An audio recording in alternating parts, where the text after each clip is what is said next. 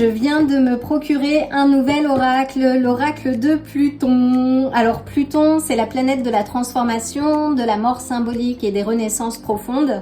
Bon, Pluton n'est plus une planète officiellement depuis les années 2000, 2000-2005 je crois, ou 2006.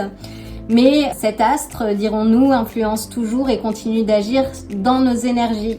Alors Pluton est relié au signe du Scorpion et que l'on verra là et qui est juste magnifique.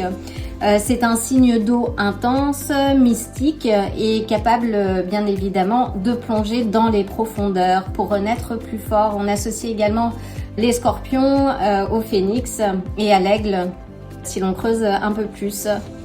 Les Scorpions, c'est un des signes les plus psychiques des 12 signes du zodiaque parce que l'on dit qu'ils lisent dans l'inconscient comme un livre ouvert.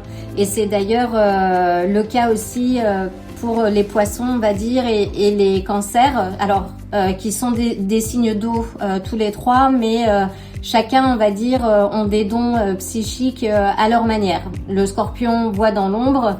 Le poisson canalise, on va dire, le ciel, il est connecté au subtil, au divin et à l'au-delà. Et les cancers ressentent les profondeurs du cœur. D'ailleurs, j'ai ces trois signes dans mon thème natal à des endroits très puissants et très stratégiques qui fait que l'intuition ou les lectures ou la connexion à l'invisible, c'est codé dans mon ADN astral.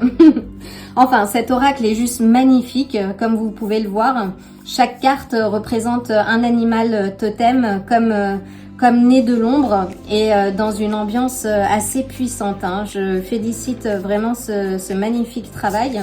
Et on dirait, oui, des formes qui émergent de l'inconscient, un peu comme dans les tests de Rorschach. Je sais pas si vous savez, ce sont les taches d'encre où chacun voit ce que son âme veut bien lui révéler.